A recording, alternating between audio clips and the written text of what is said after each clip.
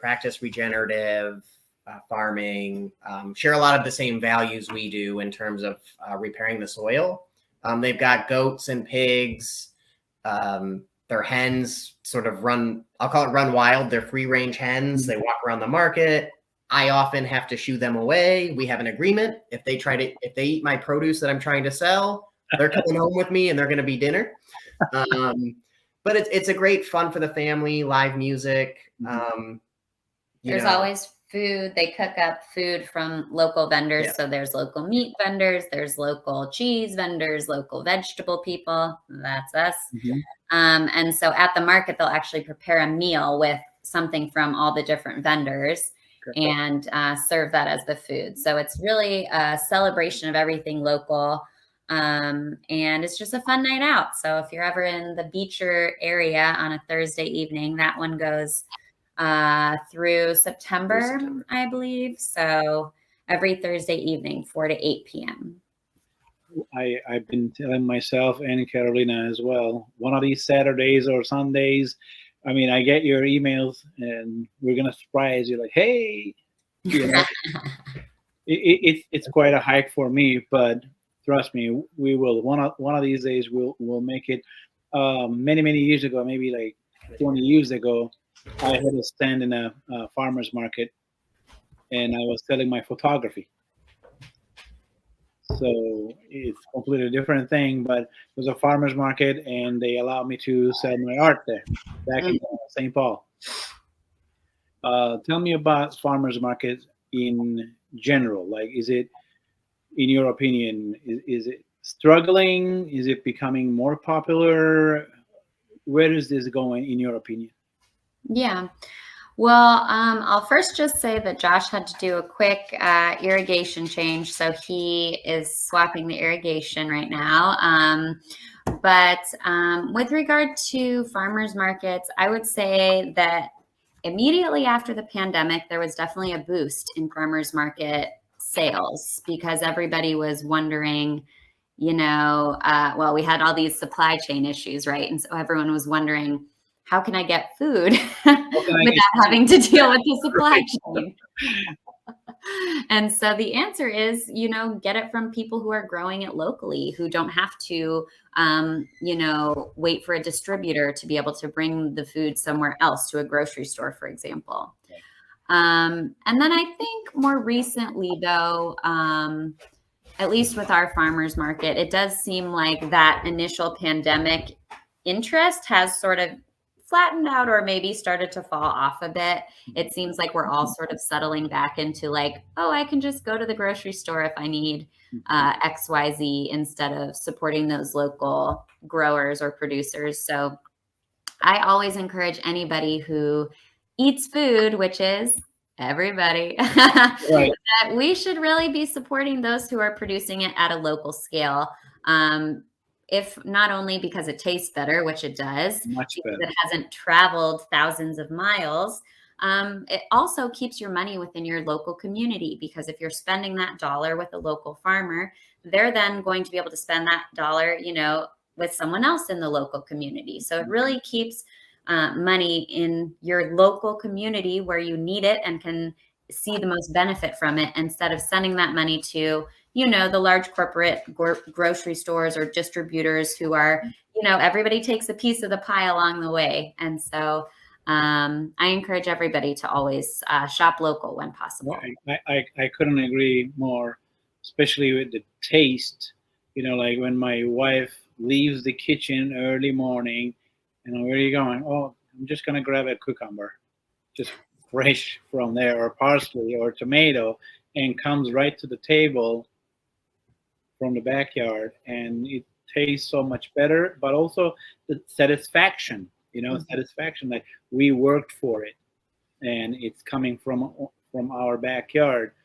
And of course, can't do everything like you did, but whatever you sent me home with, it was like so delicious and so fresh. So even the smell of it, you know. Yeah. I think Josh and I both didn't like tomatoes before we started farming, because we thought a tomato is a weird thing at a grocery store that's mushy and has no flavor. Right. But then you eat a tomato fresh off the vine. It's like a whole new experience. Exactly.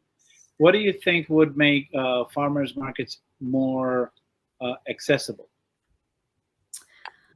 Well, for one thing is there is some money in our state towards matching SNAP dollars, and so if more farmers markets were accepting of SNAP funds, that would basically there's funds to double a person's money if they're using SNAP at a farmer's market. But Interesting. not all farmers markets accept SNAP. So it's like the money is there to Mhm. help people purchase locally. However, it's not filtering down to the places where, you really need to be accepting those things. Do So you think there's a reason for them to not to accept SNAP? I mean, if it's going to bring more money, more business, more people to farmers market, why would they not accept it? Yeah, so one of the challenges with farmers markets is a lot of the organizers, the farmer market managers are volunteer positions, Okay. and this SNAP would require a captive person to be able to swipe link cards. So in Illinois, we call it link. Different states have Got you. their state programs. So it requires that extra person doing labor. I will say we don't have the match available, but we are passionate about making sure produce, specifically local, nutritious, and delicious produce, is accessible to everybody. So we are an approved SNAP vendor, and we do take it. Mhm. It's just if people had that match, I think it would be easier because then more vendors could take it. Typically, it would be how I've seen it run is it's like a token program. So there's a booth you go to, you swipe your SNAP, and you get tokens. You can use those tokens at any eligible vendor, even if that vendor is not directly approved because the market's approved. And then the match program is specifically for produce. So it would allow those dollars to not only go to farmers like us, but it would take those and, the local bread baker who's, making delicious sourdough out of his home oven could also benefit from those dollars. And they're your tax dollars at work. I think people are like, oh, taxes or welfare programs. SNAP is a great program, and it takes that federal money, it gives it to a local business, and oh, by the way, I still have to pay sales tax on that dollar. Right. And then we spend that dollar in the community, and all of a sudden, those federal dollars help Illinois a lot, and they accelerate the value of that dollar for us. The brain surgery, right? Right. I would say another thing that would help boost farmers market attendance is probably one that's not really, it's kind of outside of control, which is weather. So I always notice if it's raining, people don't go to the farmers market. Like you have a few diehard customers that are like, ooh, I've got my cute raincoat, my little rain umbrella. I'm going to go for it. Mhm. But the most like average person is just going to not go because it's raining. Right. And so farmers work in the rain. We're used to rain. So we are still there. We're still at the farmer's market if it's raining. And we've still brought a beautiful array of local, delicious vegetables. Mhm. But yeah, a lot of people don't like to get wet.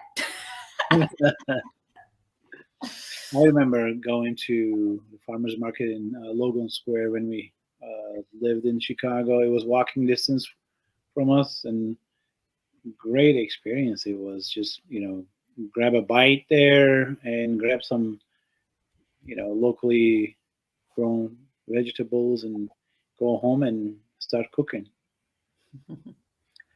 Another question for you: 10 years from now, where do you see the fox at the fork?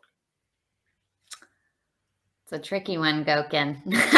Well, she'll be 15. She'll probably still be barking and ornery. Oh, sorry. The fox is our dog, for those who don't know. It's a reference to our dog. I think you mean the farm more than the dog. So I think for us, He hasn't changed. ideal situation is really to have those perennials planted and to be more caretakers and stewards of the land. you know, harvest